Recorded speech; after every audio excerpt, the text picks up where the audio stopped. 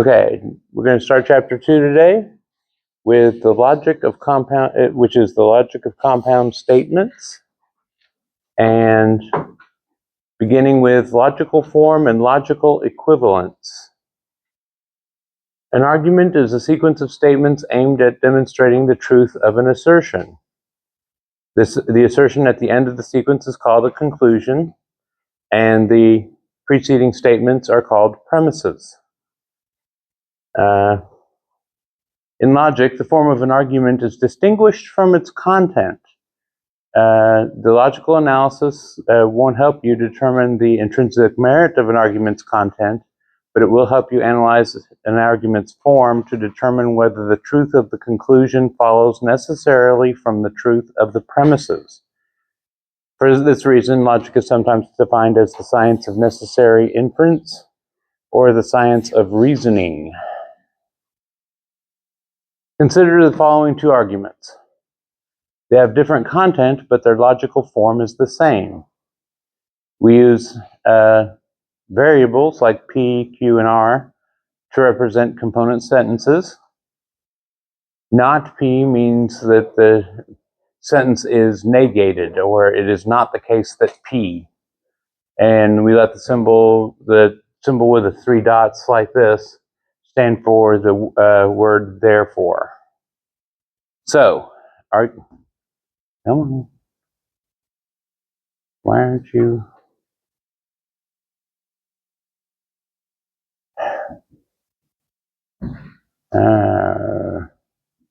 Oh, it's on editing mode.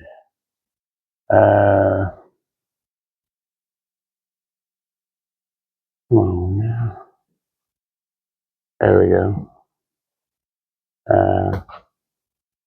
There we go. Okay. First argument. If the bell rings or the flag drops, then the race is over. Therefore, if the race is not over, then the bell hasn't rung and the flag hasn't dropped. So that's one argument where you have if P or Q, then R. Therefore, not R, if not R, then not P and not Q. The second argument, if x equals 2 and x or x equals minus 2, then x squared equals 4. Therefore, if r squared does not equal 4, then x is not equal to 2 and x is not equal to minus 2. So the common form, the form, not the content, is if P or Q, then R. If that's true, then therefore, if not R, then not P and not Q.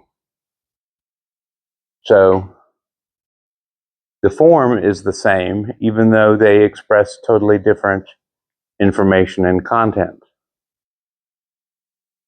Some people are writing this down, so I'm going to pause a little bit.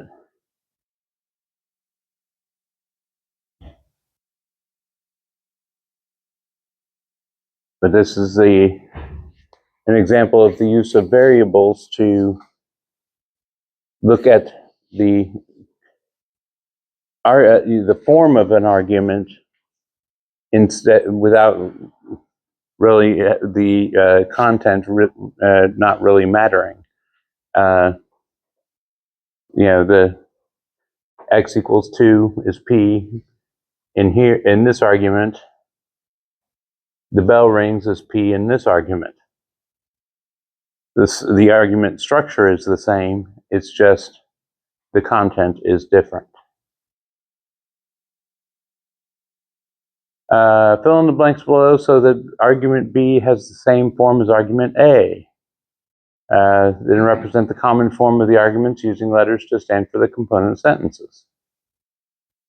If Jane is a math major, or Jane is a computer science major, then Jane will take Math 150. Jane is a computer science major, therefore Jane will take Math 150. So the second argument would be if logic is easy, or you study hard, then I will get an A in this course. I will study hard, therefore I will get an A in this course. That doesn't mean that logic isn't easy. It's just that you will study hard, therefore you'll get an A in this class. It's a or operation, so either one can be true for the final conclusion to be true.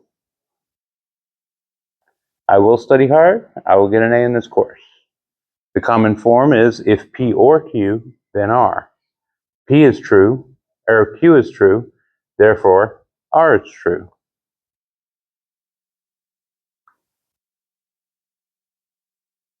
Statements. The difference between a statement and a sentence. A statement is a sentence that is either true or false, but not both. For example, 2 plus 2 equals 4, and 2 plus 2 equals 5. They are both statements.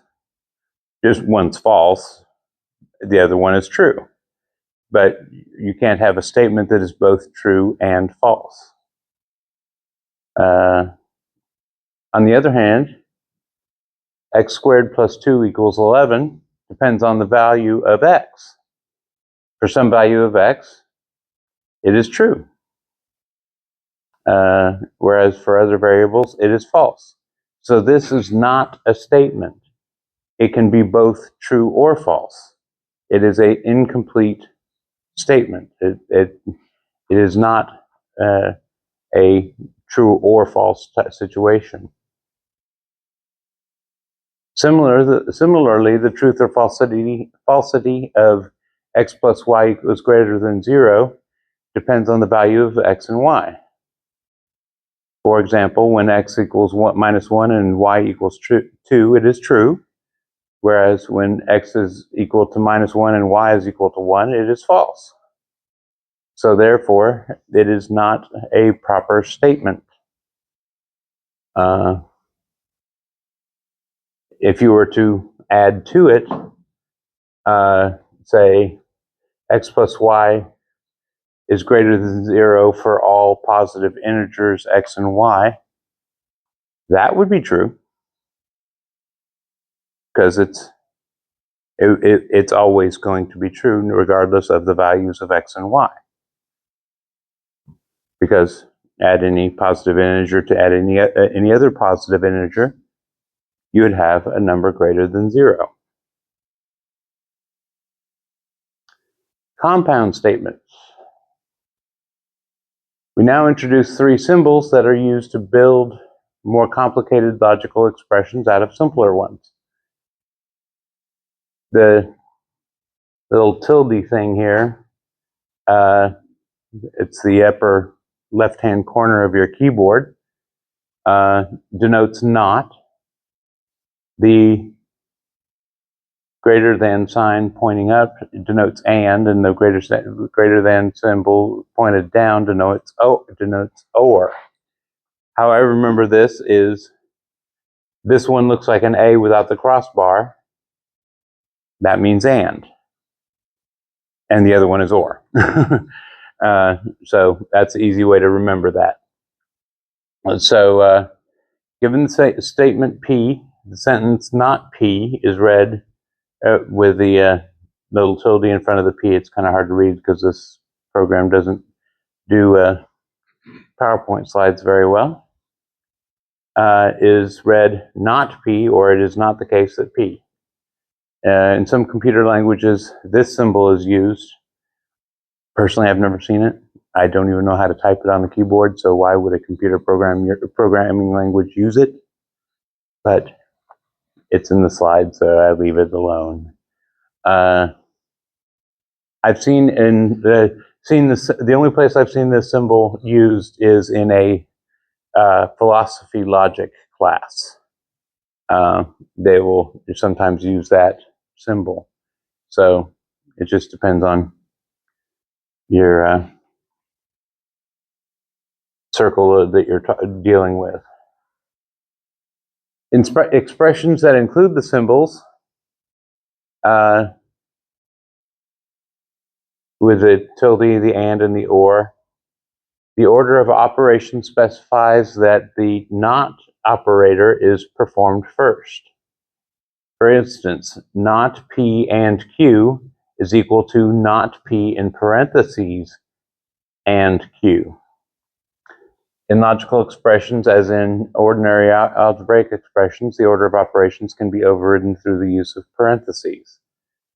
As an example, the tilde in front of the parentheses around this represents the negation of the conjunction, P and Q. In this, as in most treatments of logic, the symbols and or are considered co-equal. And an expression such as this is considered ambiguous. You need to write it with parentheses around the two, around P and Q or Q and R for it to have meaning. When you get into digital logic, if you haven't taken it already, and does have priority over or. That's the order of operations in digital logic. In this class, they're the same. So you need the parentheses.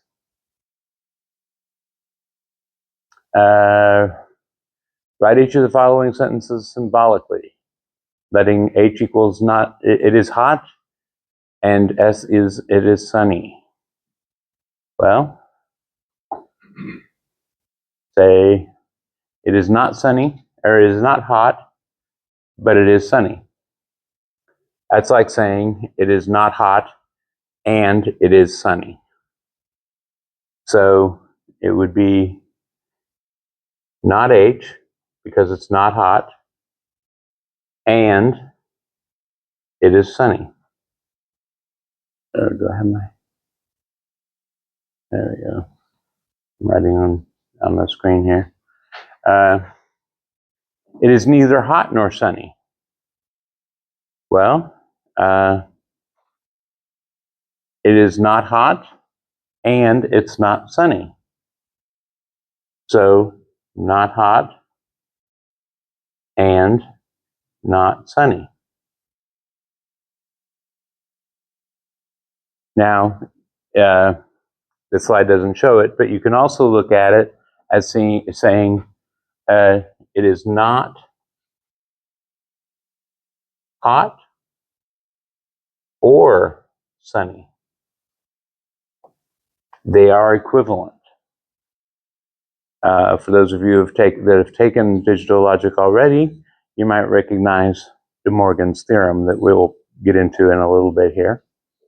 But so you can word it either way and express it in a different form. All right. The given sentence is equivalent to it is not hot and it is sunny, which can be written as not H and S. To say it is neither hot nor sunny means that it is not hot and it is not sunny. Therefore, the given sentence can be written not H and not S. The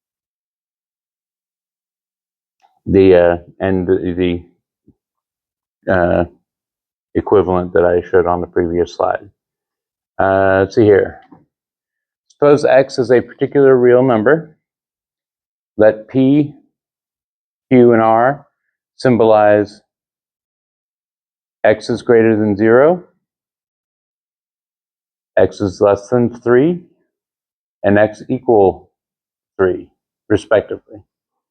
Write the following inequalities symbolically. What would the X is less than or equal to 3 be?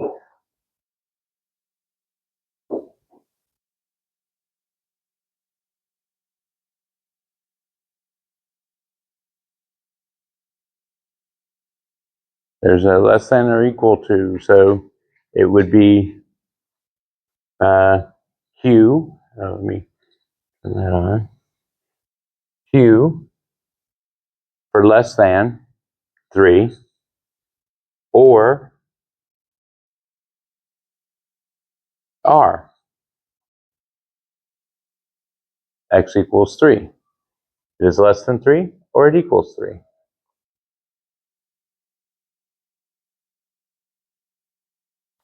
Now, 0 is less than x, which is less than 3. That can be broken up into two things. 0 less than x, and x is less than 3. Break it down into its component sentences, and you have P and Q.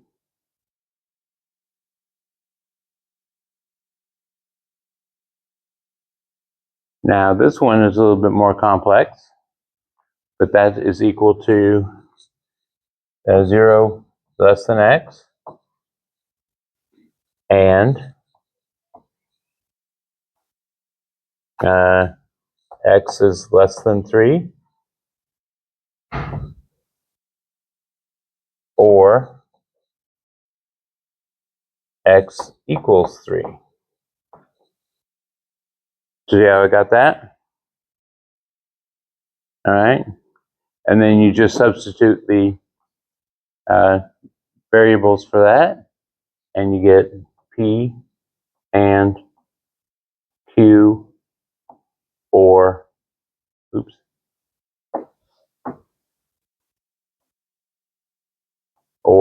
R.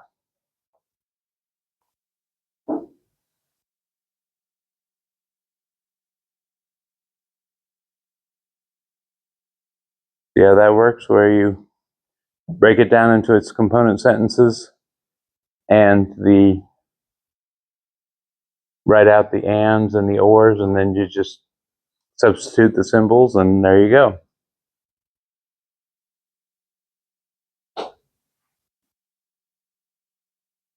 So,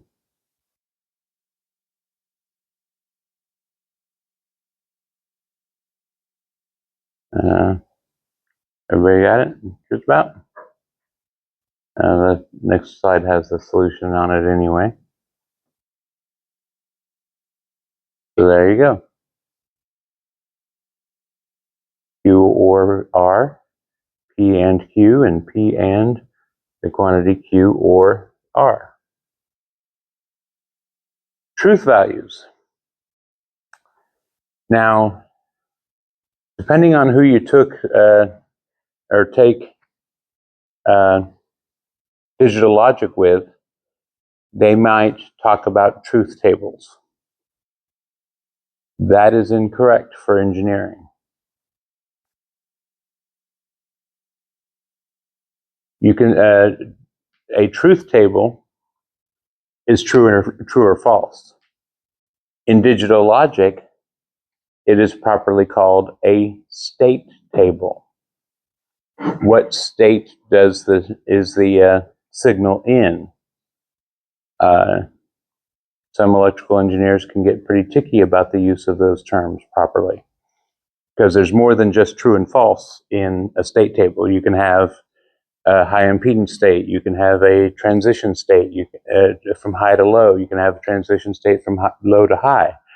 You know, all these different states are possible. With a truth table, you only have true or false.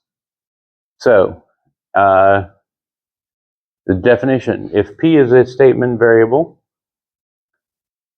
the negation of P is not P, or it is not the case that P, and is denoted by this tilde in front of the variable. It has the opposite truth value from P. If P is true, not P is false. If P is false, not P is true.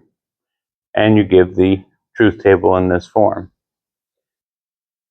Truth tables in logic or in math circles typically start at the top with the true value followed by the false. So you have this, the variable here, and the not value here, true, false, false, true. That is properly a truth table in math class and in logic philosophy class. Engineering classes, they are state tables. Try to remember that.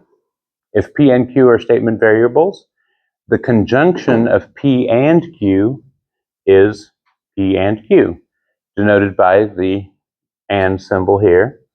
It is true when and only when both P and Q are true. If P or Q is false, or if both sides are false, then P and Q is false. So they can be summarized in this truth table here. If both are true, P and Q is true. If either one is false or both are false, P and Q is false.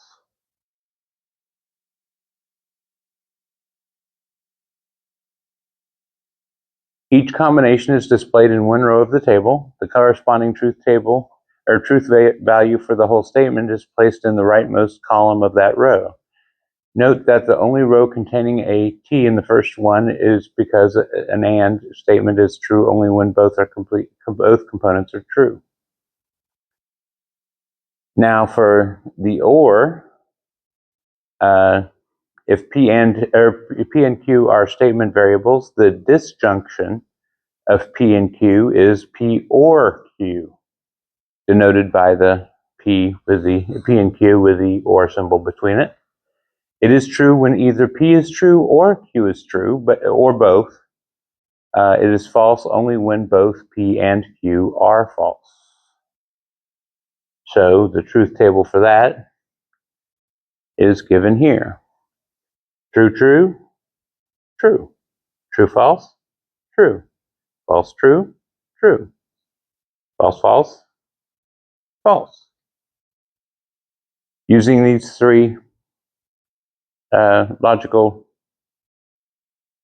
structures, the not, the and the negation, the conjunction, and disjunction, you can form any logical statement you can come up with in some way or another. Evaluating the truth of more general compound statements. Now that truth values have been assigned to,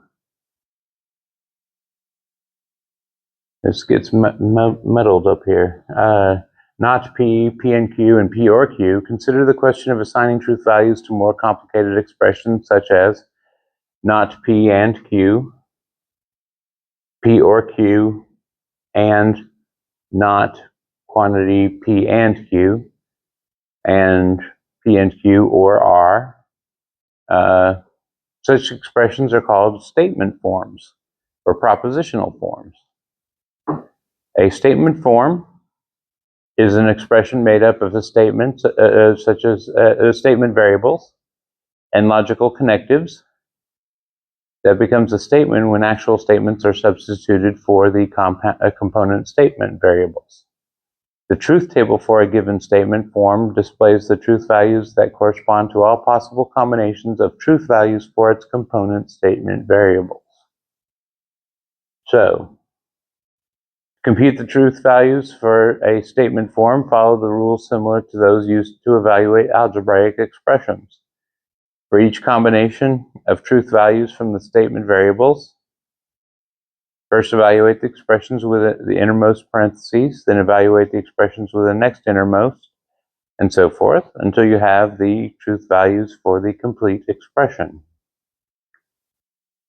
Construct the truth table from this for the statement form given here. note that when or is used in its exclusive sense, the statement P or Q means P or Q, but not both. P or Q and not both P and Q, which translates to the symbols given here. There is a symbol for the exclusive or, but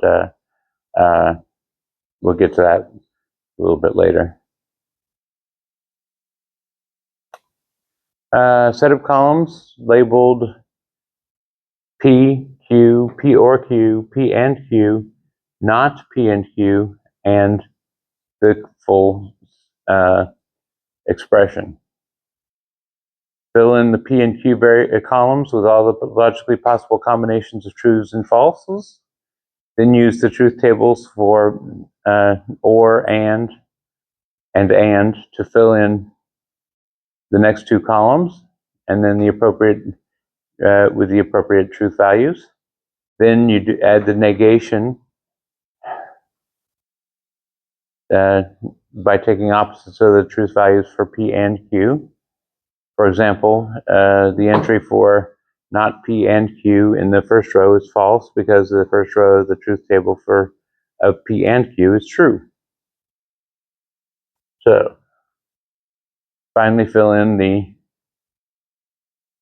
last column by considering the truth values for an and statement together with the truth values for the previous two columns. Since an and statement is true only when both components are true, and since rows 2 and 3 are the only two rows where both P or Q and not P and Q are true, put T's in the T in rows 2 and 3 and false in the remaining rows. So it should look like this, where you have the exclusive or, your original variables, both true. Well, that's false. It's not exclusively or. True and false, true, false and true, true. Pardon me, a little tickle in the throat. And false are the same, which is false. In digital logic, not in math logic, the symbol for the exclusive or would be P, Q, like so. So if you run into this symbol, it means the exclusive or, and the state table or truth table should look like that. So just so you know that that symbol does exist somewhere. Let's see here. Construct a truth table for the statement given here. P and Q or not R. Well, do the same process. You make the columns for P, Q, and R, and the component conjunctives, connectives, and then finally the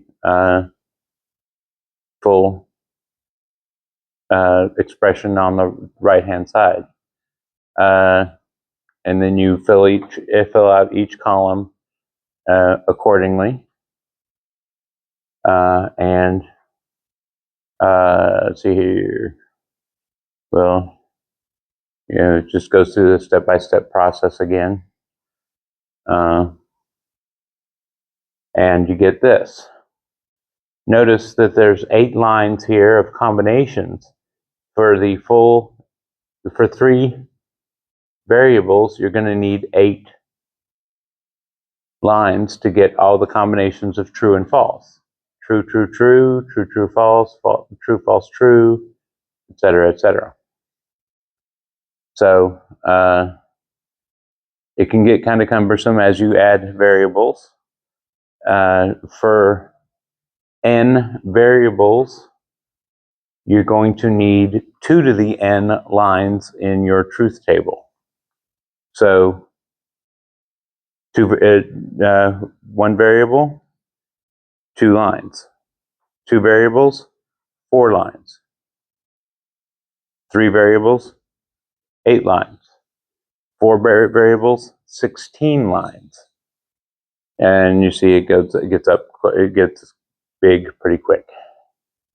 So I don't believe I do anything more than 3 variables in this class on quizzes or tests.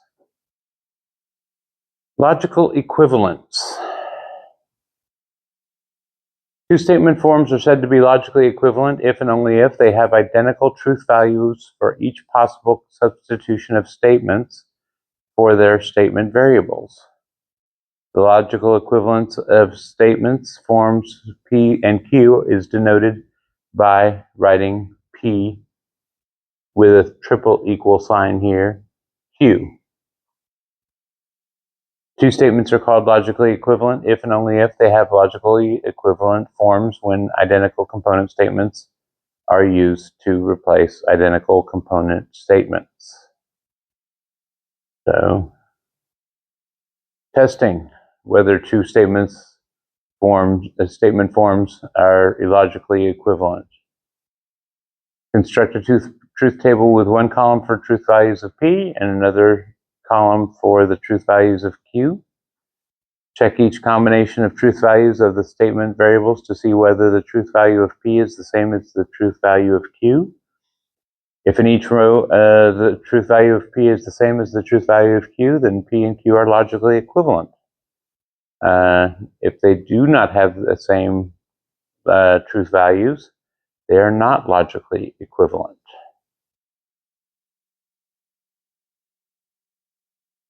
Construct a truth table to show that the negation of a statement is logically equivalent to the statement itself. Annotating the table with a sentence of explanation. Well, negation of a negation. The negation is first in the second column. Your first column is your statement variable. Invert it again, and you can see that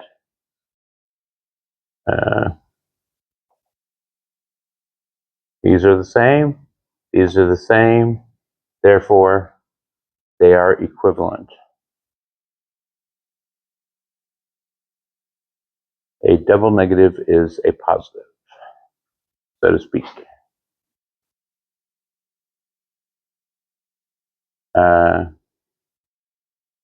Let's see here. Show that the statement form not P and Q and P and not Q are not logically equivalent. Well,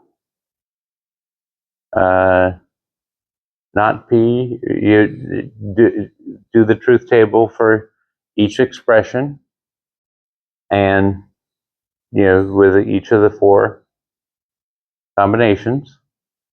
And this is capital P, oops. And this is Q. You can see that they are not equivalent. This is the same, but the second and third rows are not the same, and this is the same. So they are not logically equivalent. So you cannot say that they are equivalent statements.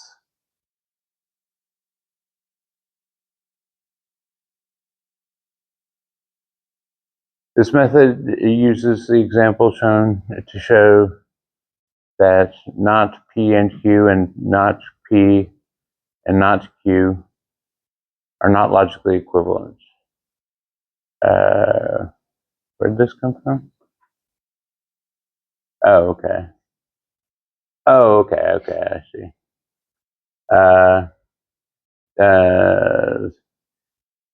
Let P be the statement 0 is less than 1, and let Q be the statement 1 is less than 0.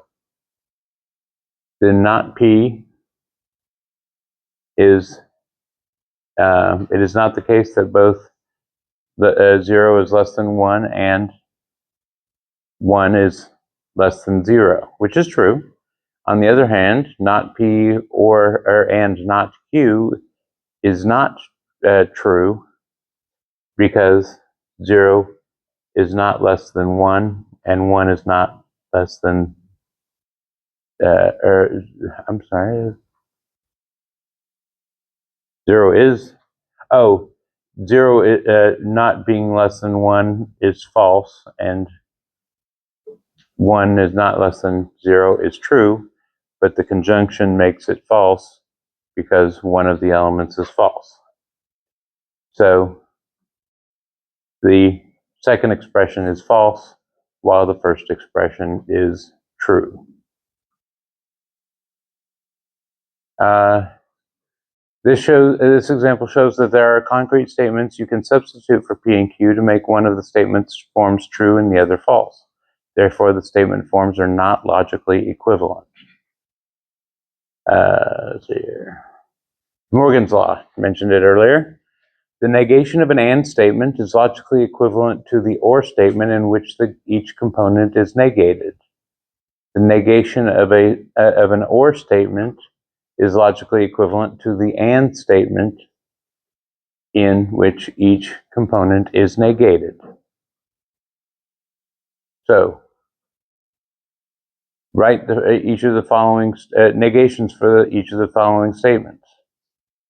Joe is 6 feet tall, and he weighs at least 200 pounds. Well, you change the operation from and to or and negate the sentences, the component sentences. So,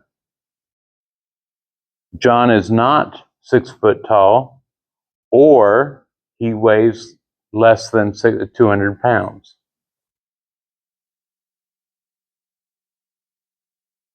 The bus was late, or Tom's watch was slow.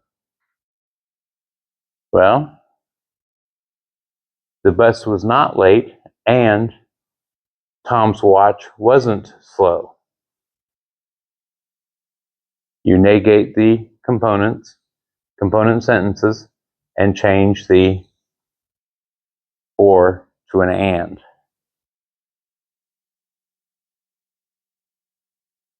So, symbolically, you are going to do, say, P in the case of the first one, and Q.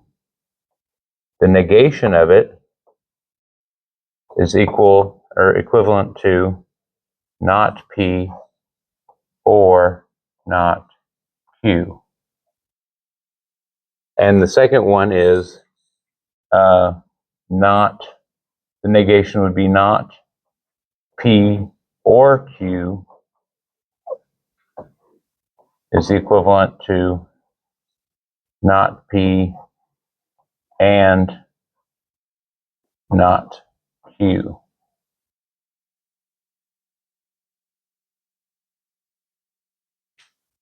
So,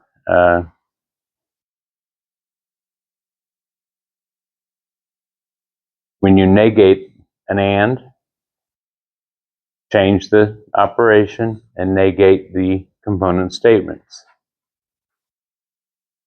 Likewise, negating an or, you negate the component statements and change it to an and operation.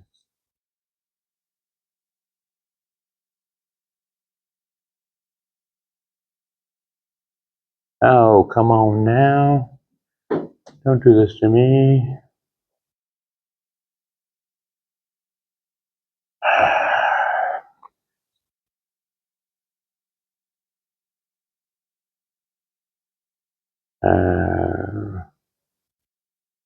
We were into Morgan's theorems.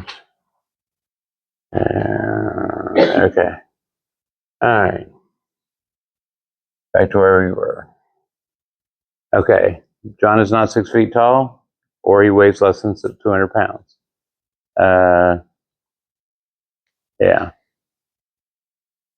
So, went through that. Used Morgan's law to write the negation of -1 is less than x, which is less than or equal to 4. So that would be that p, oops, there. No.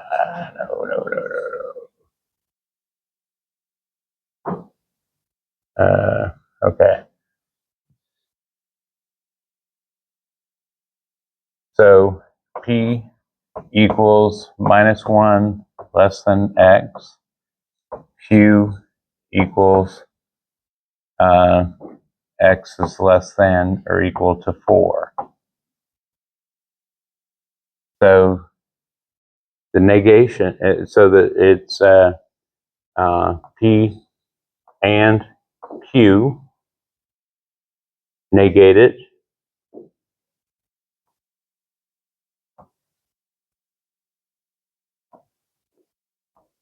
and use De Morgan's law, not P or not Q, and then substitute this out,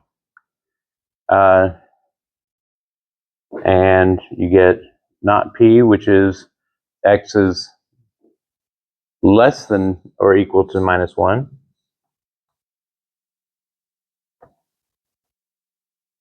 or x is greater than 4, because that's the negation of Q. So that would be your solution.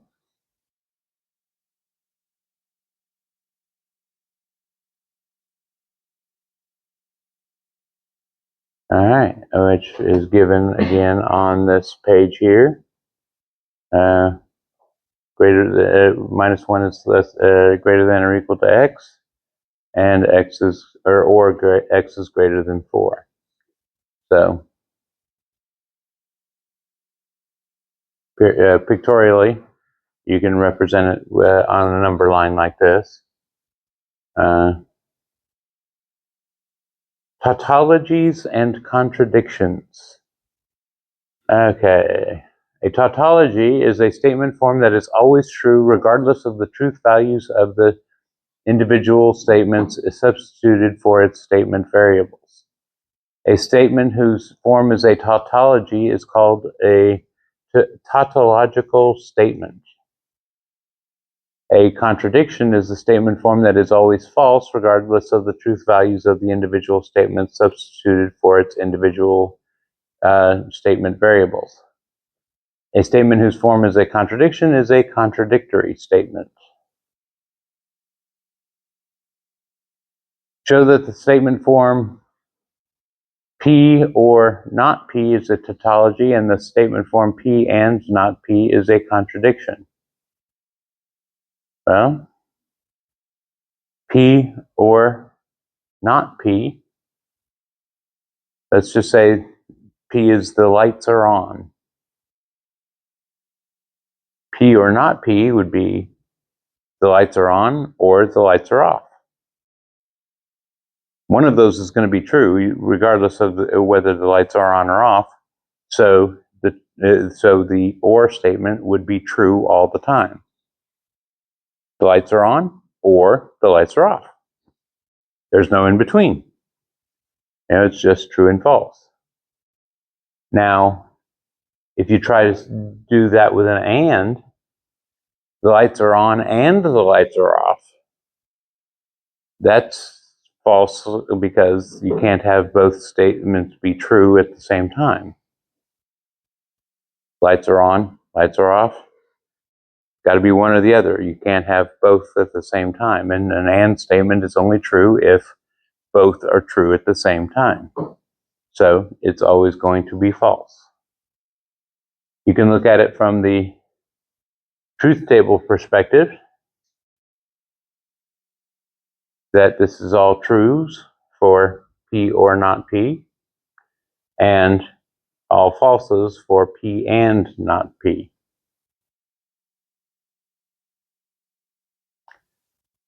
So if T is a tautology and C is a contradiction, show that these are true. P and T is equal to P. Well, P is, the lights are on and true means the lights are on, right? The lights are on and the lights are and false. Lights are on and false. Well, ands have to be the same. They both have to be true for it to be true. So false is always going to be false. So it's going to be false. You get where we're going with this, where we can manipulate things like the not P and not P equals P, and these various things here to simplify logical expressions. So you can reduce a logical expression down to a more simple form. So yeah.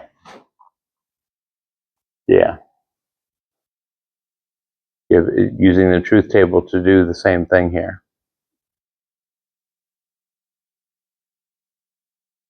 Summary of logical equivalences. Might want to come up and take a picture of this one.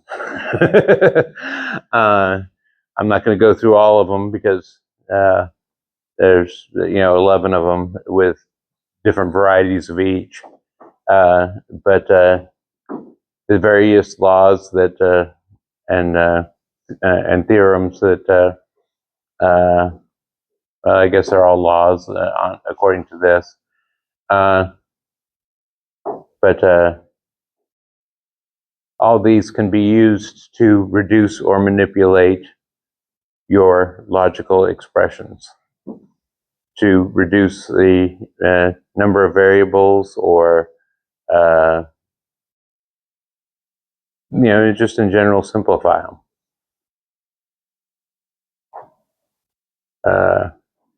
And let's see here. Verify the logical equivalence of this. Well, theorem 2.11 is to use De Morgan's law to simplify that, to simplify this, and double negation law. You can simplify this to this. By the distributive law, you can distribute out Q or P from the Q's, and P and then Q and not Q is a contradiction. So by the commutative law, and then makes a negation law there, and it leaves you with P. So this big expression here can be reduced down to simply P. Q doesn't even matter because you've eliminated it from the expression. So you can simplify expressions in this manner. And that is it for that slide deck. That took longer than expected. I'm going to call it a day on that one because the next one might be too long. We might go over on our class time. So call it a day on that. In the meantime, have a nice day. See you on Tuesday.